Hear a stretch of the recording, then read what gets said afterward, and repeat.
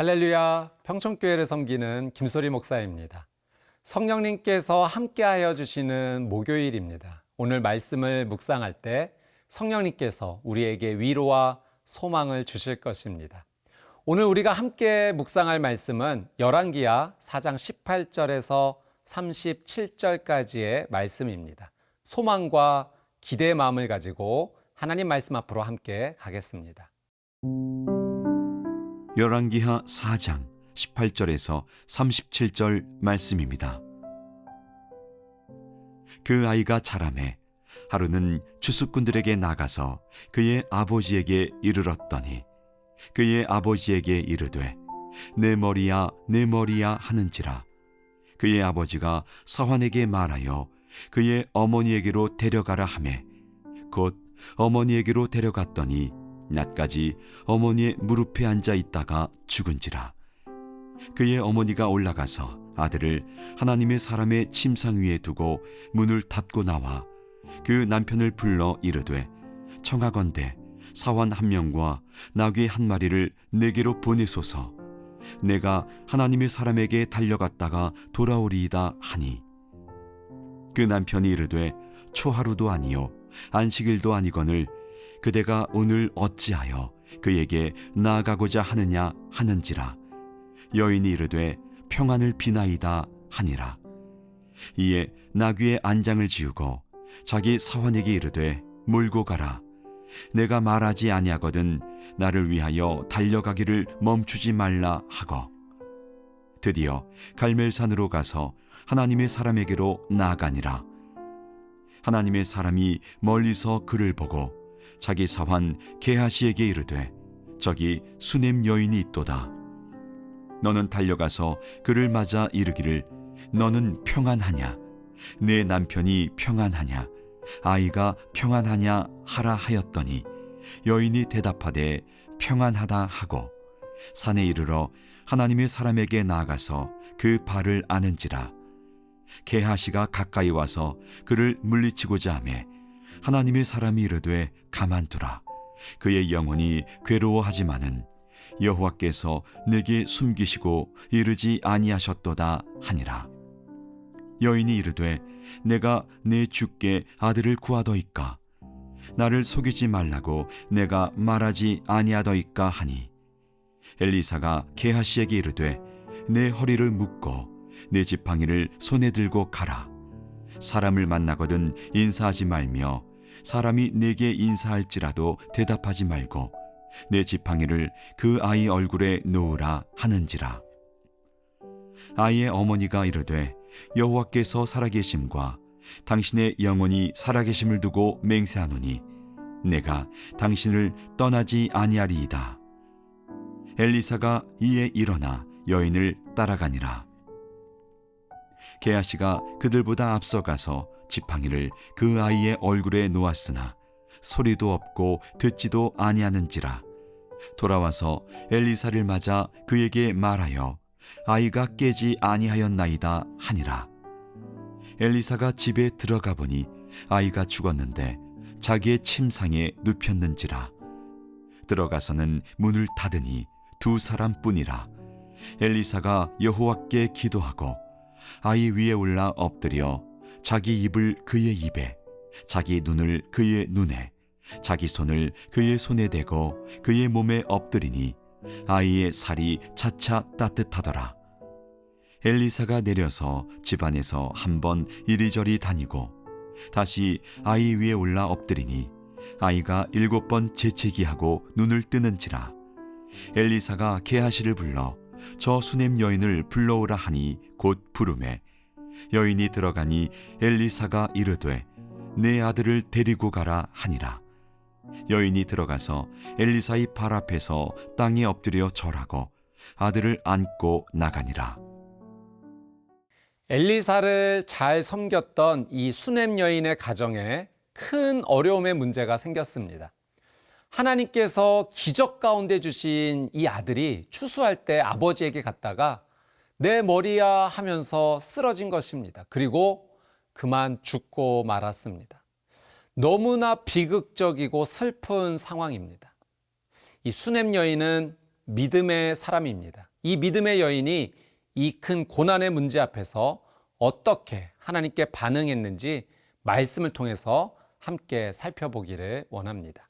우리 22절, 23절 말씀 함께 읽어보겠습니다. 그 남편을 불러 이르되 청하건대 사환 한 명과 나귀 한 마리를 내게로 보내소서. 내가 하나님의 사람에게 달려갔다가 돌아오리이다 하니 그 남편이 이르되 초하루도 아니요 안식일도 아니거늘 그대가 오늘 어찌하여 그에게 나아가고자 하느냐 하는지라. 여인이 이르되 평안을 비나이다 하니라. 이 수넴 여인은 자신의 죽은 아들을 엘리사를 모셨던 그 침상 위에 두고 남편에게는 엘리사에게 갔다 오겠다라고 말하며 이 사환과 나귀를 요청합니다. 남편은 초하루 절기도 아니고 안식일도 아닌데 왜 엘리사에게 가느냐 했을 때 수넴 여인의 대답이 이러합니다. 평안을 비나이다. 이 평안을 비나이다라는 말의 의미는 걱정 마세요. 잘 될 것입니다. 이 의미가 담겨져 있습니다. 여러분, 이 자신의 목숨보다 소중한 아들이 죽었습니다. 그런데 어떻게 평안을 빕니다. 걱정 마세요. 잘 될 것입니다. 어떻게 이렇게 말할 수 있겠습니까? 이것은 수넴 여인에게 하나님을 향한 분명한 믿음이 있었기 때문입니다. 기적 가운데 주신 이 아들을 하나님께서 기적 가운데 다시 살려주실 것이라는 그 믿음이 있었기 때문입니다. 아브라함도 이 믿음을 고백한 적이 있죠. 자신의 아들 이삭을 번제물로 바치기 위해 그 모리아 산에 올라갈 때 종들을 대기시키면서 내가 아이와 함께 하나님께 예배하고 우리가 돌아오리라 이렇게 말했습니다. 우리가 돌아오겠다, 함께 돌아오겠다라고 고백했는데 이것은 아이를 제물로 하나님께 드리지만 하나님께서 반드시 이 아이를 살려주실 것이라는 그 믿음이 있었기 때문에 그렇게 고백할 수 있었던 것입니다. 수넴 여인에게 그 믿음이 있었던 겁니다. 그래서 하나님의 사람, 이 엘리사를 만나기 전까지 자신의 입술이 죄를 짓지 않도록 그 입술을 지킨 것이죠. 자신의 입술에 불신앙의 고백이 담기지 않도록 믿음으로 지켰던 것입니다.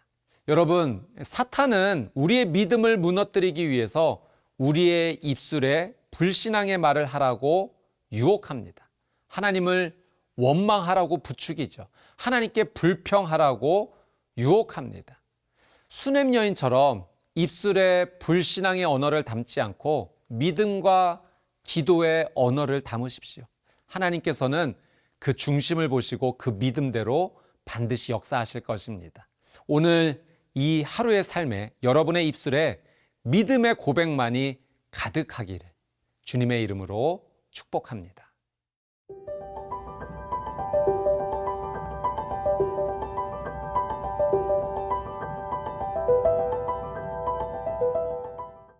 수넴 여인이 엘리사를 만나자마자 이 엘리사의 발을 꼭 끌어안습니다. 그리고 엘리사 앞에서 이제야 자신의 그 모든 괴로움을 다 토해냅니다. 수넴 여인이 남편에게는 평안을 빈다라고 말했죠. 엘리사의 종 게하시를 만났을 때도 평안하다 그렇게 말했습니다. 그런데 엘리사에게는 자신의 그 괴로운 마음을 물같이 다 쏟아냅니다. 자신의 슬픔을 숨기지 않습니다. 이것은 우리가 하나님 앞에서 하나도 숨길 것이 없어야 함을 말합니다. 하나님 앞에서는 어떤 모습도 좋습니다. 하나님께서는 우리를 다 받아주십니다. 여러분, 솔직하게 기도하십시오. 슬프면 슬프다라고 하나님께 말하십시오. 아프면 아프다라고 말하십시오. 두려우면 두렵다라고, 힘들면 힘들다고 하나님께 다 말하십시오. 하나님께서는 내 아픔을 있는 그대로 다 받아주십니다. 시편 34편 말씀에 보면 여호와는 마음이 상한 자를 가까이 하신다라는 말씀이 있습니다. 하나님께서는 그 그 마음이 상한 자들을 다 안아주십니다. 그 상한 심령의 기도를 절대 외면하지 않으십니다. 하나님께서 여러분의 상한 마음을 받아주실 뿐만 아니라 여러분의 기도에 반드시 은혜로 응답하여 주실 것입니다. 수넴 여인이 그렇게 간절히 기도하는 마음으로 마음을 다 쏟아낼 때 엘리사는 게하시를 먼저 보내게 되죠. 이때 이 수넴 여인이 엘리사에게 이런 요청을 합니다. 우리 30절 말씀 우리 같이 한번 보겠습니다. 아이의 어머니가 이르되 여호와께서 살아계심과 당신의 영혼이 살아계심을 두고 맹세하노니 내가 당신을 떠나지 아니하리이다. 엘리사가 이에 일어나 여인을 따라가니라. 여인은 엘리사에게 함께 동행해 줄 것을 요청한 겁니다. 내가 당신을 떠나지 아니하리이다. 여러분, 모세가 이렇게 기도한 적이 있습니다. 시내산에서 그 금송아지 사건이 있었을 때 하나님께서 이 이스라엘 백성들과 동행하시지 않겠다 그렇게 말씀하셨죠. 그때 모세가 정말 간절히 기도합니다. 하나님, 동행해 주십시오. 이 백성들과 함께 해 주십시오. 모세의 그 간절한 기도에 하나님께서 동행해 주시겠다라고 약속해 주셨습니다. 마찬가지로 수넴 여인도 엘리사에게 함께 동행할 것을 요청하는 것입니다. 이것은 하나님께 함께 해달라는 그 영적인 의미가 있습니다. 사랑 여러분, 우리는 매일 이렇게 기도해야 합니다. 하나님의 발을 붙잡고 하나님께서 동행해 주지 않으시면 한 발자국도 움직이지 않겠습니다. 우리는 그렇게 기도해야 합니다. 여러분, 하나님께서 함께 하시지 않는다면 아무리 큰 성공을 해도 그것이 의미가 있겠습니까? 그 성공은 곧 거품처럼 다 사라질 것입니다. 그러나 하나님께서 함께 하시면 지금이 고통의 순간이어도 우리에게는 의미가 있는 겁니다. 하나님께서 우리를 안아주시고 깨끗하게 회복하여 주실 것이기 때문입니다. 오늘 이 하루 여러분이 어디를 가든 또 무엇을 하든 하나님과 함께 동행하는 하루가 되게 해달라고 그렇게 간절히 기도하십시오. 하나님께서 동행해 주시며 우리의 간구보다 더 큰 은혜로 덮어 주실 줄 믿습니다.